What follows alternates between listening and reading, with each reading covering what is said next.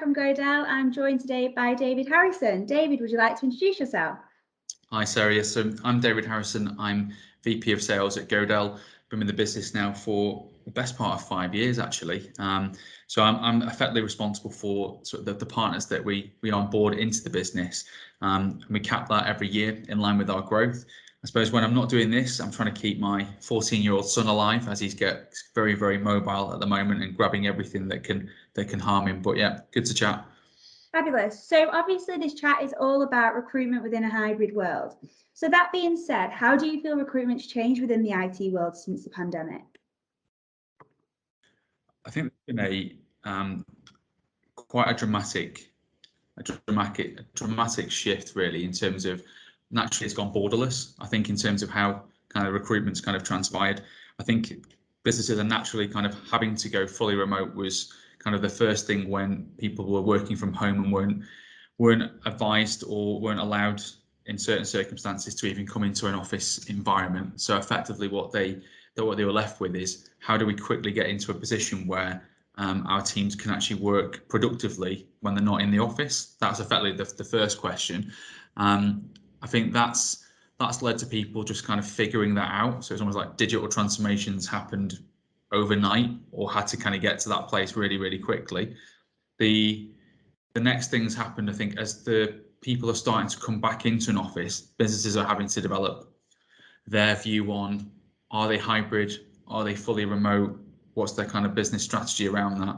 And I think that's kind of had a real knock-on impact to, I think, how people actually go about their recruitment process. So the things we're seeing at the moment are for organisations that are still operating a bit of a hybrid recruitment strategy. So when I say hybrid, I mean coming into the office 1 or 2 days per week or X number of days per month.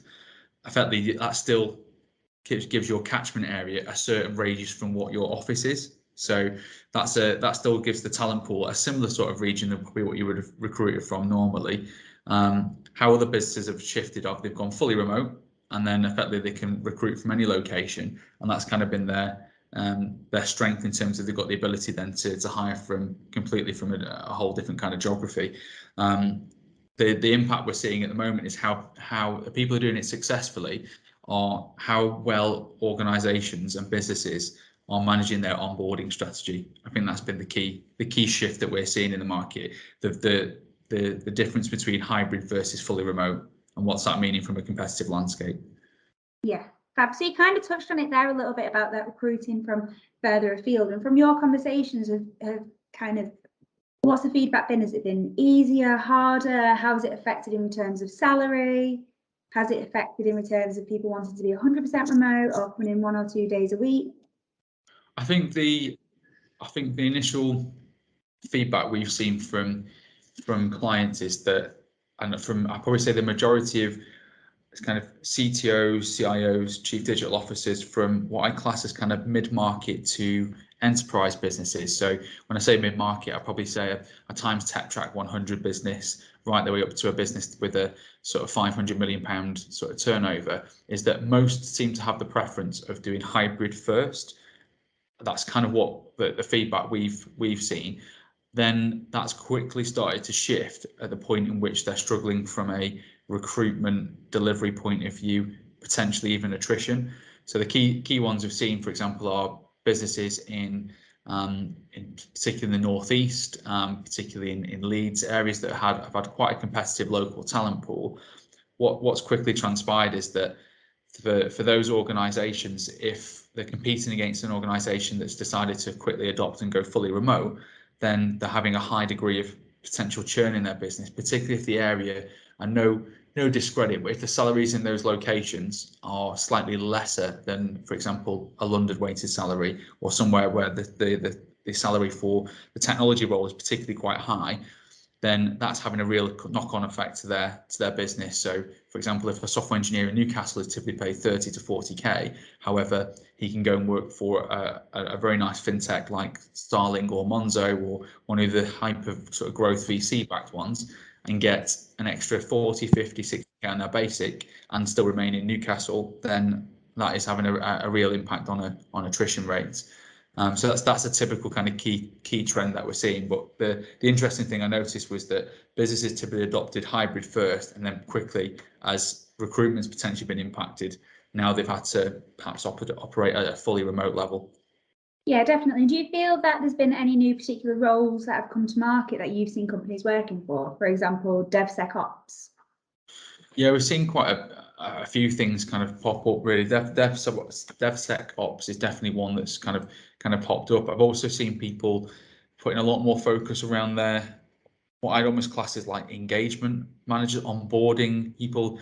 I suppose almost the shift left approach to the recruitment side of things. I've heard a lot of conversations around people having to invest in those types of roles because they're having people fall out of the recruitment process far sooner than they would have expected. So, for example, if a candidate has accepted a job offer, they typically they'd be fine. That's it until the point in which they would start. They've now had, I've seen people having like onboarding managers who'd actually keep in contact with that candidate post offer. To make sure that they've managed any kind of counter offer scenario, which seems to be becoming far more prevalent. So people almost investing in the, I'd almost call it like the HR experience to drive company engagement, really make sure that they are, I suppose, communicating the value mission statement of the business very, very effectively, so they can drive a bit of a, if you think about it, an awareness and affinity, or helping that person feel like they're attached to the business prior to starting. I'm seeing that's been a real key focus. Yeah, fab. So obviously you kind of touched on it there about having HR be a lot more in depth from interview stage to onboarding. So let's talk about that interview stage. So from what conversations you've had, how have you found that interviews have been taking place? How have you found that people have gauged how a person would fit into a workplace culture? And has there been any changes in format to help assess this? I think the one thing we've made a conscious effort around is shortening our or streamlining, should I say, our recruitment process. So we typically would have potentially a 3-step process in play. Now we've kind of got that down to 2-step process, and been very clear in terms of trying to communicate the culture that we've got in the business, but also trying to get a very strong feel for the environment that person would like to work in. It's almost a little bit like trying to ascertain like a social contract throughout the conversation. So yes, you go through the standard competency-based questions to get a feel for the type of individual, their experience, where they've done things before, and kind of backing that up. But naturally then it's also understanding the ways of working that they have been useful and are looking to replicate and like to move towards, and also the management style that they would like to work in that environment, so that they know what they would like, and the culture they would like to step into that generates the best results for them as an individual. So I think they're the areas we've definitely tweaked. The other one naturally is doing the interviews virtually. So that is we've still changed it slightly, but not dramatically. So what I mean by that is we used to always do a step of our process typically in the office or meeting the candidates face to face. Now it's the first stage process will be done virtually over Teams or Zoom or whatever it needs to be. But we've still kept the second stage in the office in Manchester for the face to face, regardless if the person is in London, in Scotland, wherever that might be. The main reason for that is, even if we're going to offer a role that's going to be remote or hybrid, or depending on where that person is based, and giving them the flexibility around that, I think it's still very important to have a sense of what they are, the environment they will be working in, with some FaceTime if they're going to step into the office, to get a feel of meet the people face to face, and talk some of those things through, so they understand the environment, the business, the culture, communication of the strategy, where it's looking to go towards. Because one thing I'm always worried about is anyone coming into the business not having a very clear understanding of where it's been and where it's looking to go, and then understanding, I suppose, the expectations from both parties, that social contract really about what you're all working towards. Because one of my biggest fear is someone joining the business, and even if they worked in a fully remote manner, not feeling part of that business, and that's key. So the work you'd have to do after that. So that's typically how it's changed at the moment. Yeah, and do you feel that that's similar across the market within various different businesses for various different teams? And to be honest, like, so that's kind of the feedback I gave there was probably from a Godel perspective. What we're seeing from the market, it's been quite interesting, to be honest.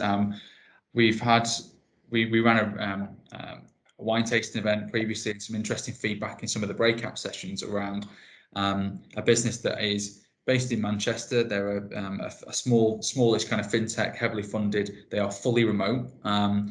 However, they've still got an office in one of the WeWorks for if people wanting to take up a co-working space, they're still given that opportunity. The challenge they've had is people falling out or leaving the business. So they've gone fully remote. I've noticed quite a bit of a challenge around attrition because they're people not reaching out for little simple questions. So an example he gave was one of my key engineers left because they didn't like the laptop they have. Like something as small and as almost like inconsequential as that, but the CTO was basically advising, well, you could change, could have had a conversation about that. It's not a problem. But it was almost they were catching a lot of these things after the fact because these would have perhaps been picked up at like water cooler type conversations or pull on the side and walk in between certain offices or certain kind of ad hoc conversations. But they seem to be being missed. So I'm seeing some businesses have a little bit of a think and a play about how they tweak aspects of that. A lot of businesses have, as well. I know we've spoke to Sky before, and they've gone down the route of just doing all of their interview process completely remote. Again, a lot of people doing the same theme around streamlining their recruitment end to end, just because the amount of candidates that are dropping out as part of that process, because there's a little bit hearing the word supply shock get mentioned quite a few times from and the scary thing is it doesn't matter almost if you are, the theme seems to be it's completely agnostic of the size of business. If you're a large business like Sky, you've got a huge brand, versus even if it's a startup SME business, the themes still seem to be ringing true. I've seen some other businesses that have shared that they're trying to introduce more. So for those who adopted a fully remote, I remember talking to a business at one of the roundtables that we had, and they shared they're trying to introduce, like, what they call it now,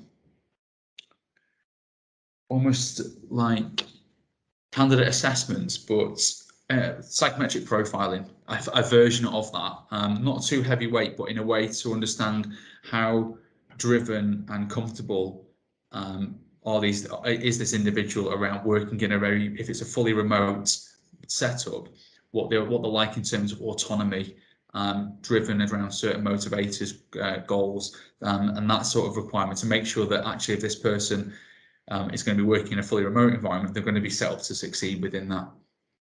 Fab. Okay, that leads quite nicely. So from the conversations you've had, if a business has already adjusted to hybrid working and people's office days have naturally formed due to lockdown, how do you translate that hybrid policy to new starters that have kind of never done this before? So how do you help decide what's best for them, or how have companies that you spoke to helped decide what's best for them? In terms of the policy process and the transition from what is a slightly different ways of working to a new one? Yes. So somebody has previously been in the office 5 days a week, and now you're giving them an option to be able to work from home 4 days a week and only have to come into office 5 days a week, 1 day a week, sorry, as opposed to the 5. I think it's all the feedback we've seen is it's purely about over communication as much as possible, understanding that the communication with the teams is all around, okay, this is a new policy, this is the new process. I suppose some companies have talked to us about it's been challenging around if there are certain shared workspaces. I've heard of businesses in the travel sector, for example, where their product owners and business analysts, people that are typically congregate around a whiteboard, have struggled with that most. And they have certain shared meeting spaces where, for example, typically towards the end of either at the beginning or at the end of a project life cycle where they have to do the next iteration, that's typically where these people congregate around a whiteboard, around shared space, to actually kind of map some of these things out. And they've had to be really quite stringent in terms of how they communicate who's going to be in the office and when, so everyone can have basically making sure that they've got the ability to use that space when they're actually in there. I've heard it, for example, when last speaking to Manchester Airport Group, they were toying with the idea of having like product owner Tuesdays, for example, so that on this certain day of the week, this space is dedicated towards these types of people, and then maybe on a particular day of the week, it's more the sales teams that can use more of the shared space around whatever it might be, and then effectively redefining their policies in terms of the when to be in the office, who to communicate that to, and then naturally what that might impact in terms of safeguarding, in terms of who's in the office at when, because obviously there's COVID protocols that you might have to follow, and knowing at that point, so if there ever was someone who, for example, came into contact or unfortunately got COVID, they can communicate that then to the rest of the office and who was in the office at what time and when. So seeing quite a lot around that, but it's all kind of centered around making sure they have those one-to-one conversations with the team, sharing that feedback, and then obviously updating any policies and then rolling that out. So you kind of touched on it there, which I'm presuming is going to be the answer to this next question, but how have you heard that onboarding processes at businesses have changed, or how has Godel's onboarding changed? So that onboarding of new starters remotely, if it's welcome packs, emails to let them know about new starters, or letting them know about COVID procedures and diffusing any anxieties if they are coming into the office. Yeah, I think that's changed quite dramatically, because it's a lot of stuff that you may have taken for granted that you would just do face to face in an office from day one.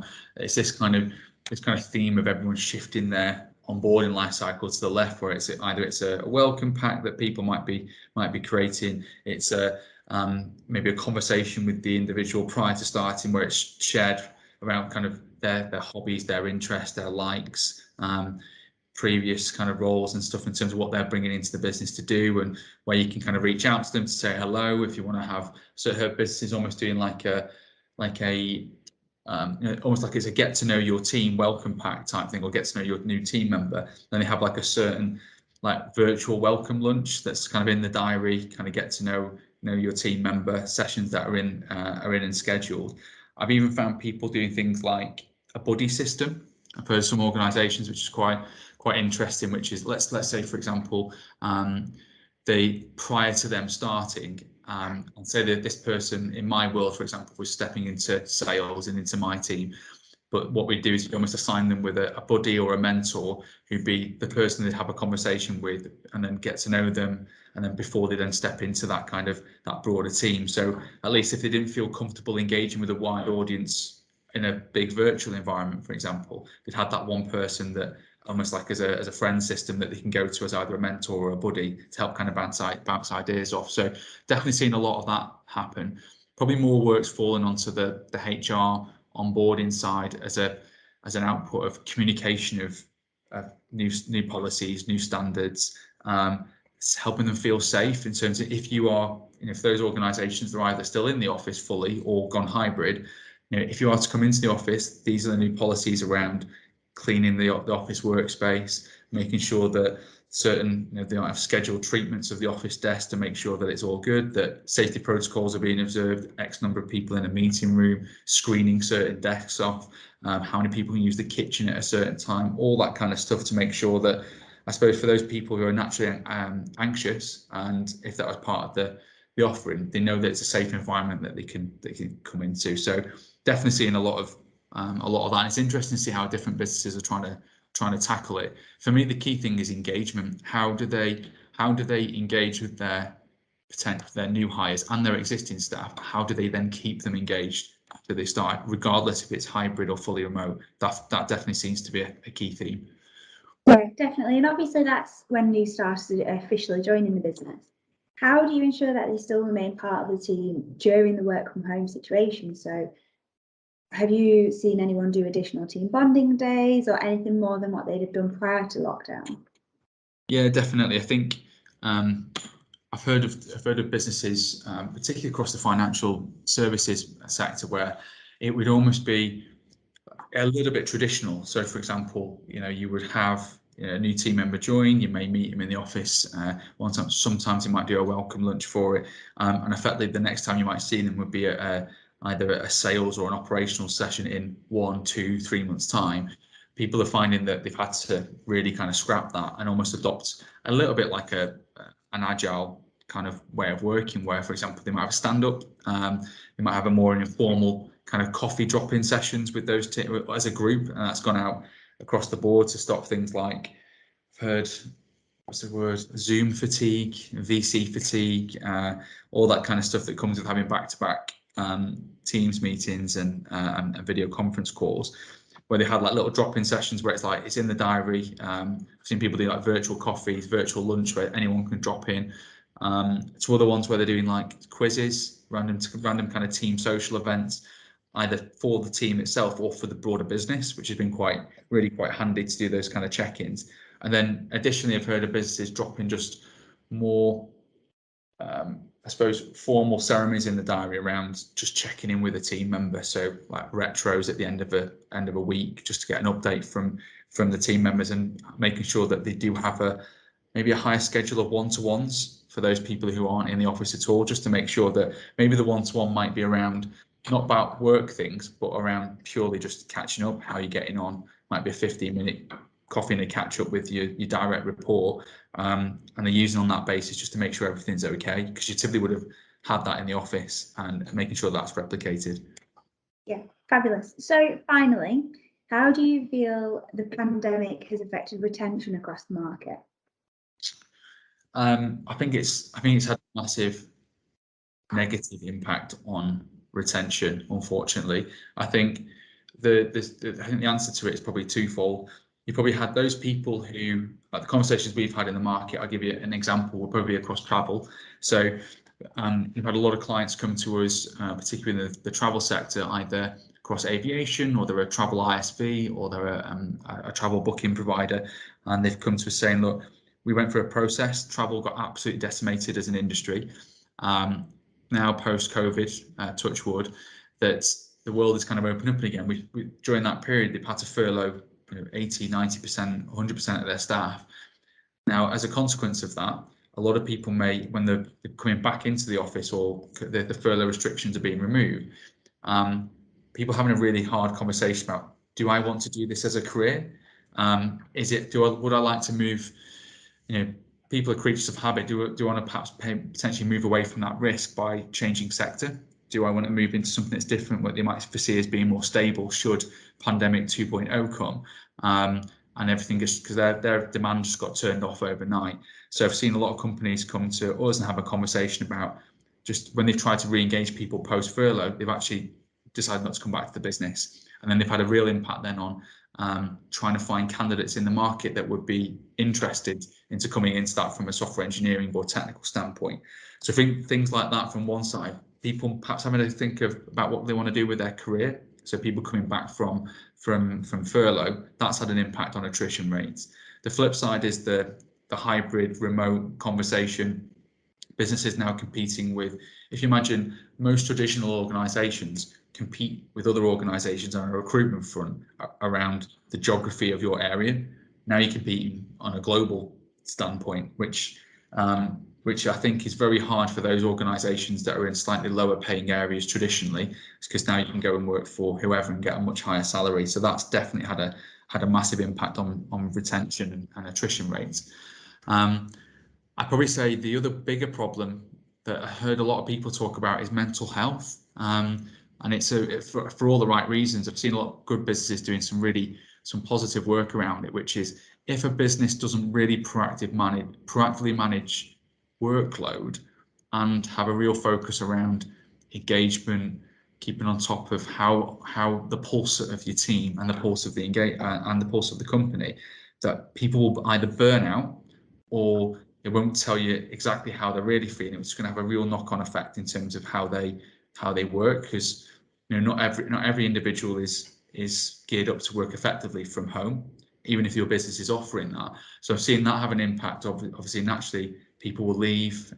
So it's having a bit of an impact on attrition rates. So I've seen it go the other way. I think just purely from those kind of three core areas, really. But I think the upshot, I think longer term, for businesses that get it right, have a very strong focus on their engagement strategy, double down on the values of the business, the mission statement. The USPs probably have to be redefined because it's a far more competitive market now, and have a far more focus on people well-being.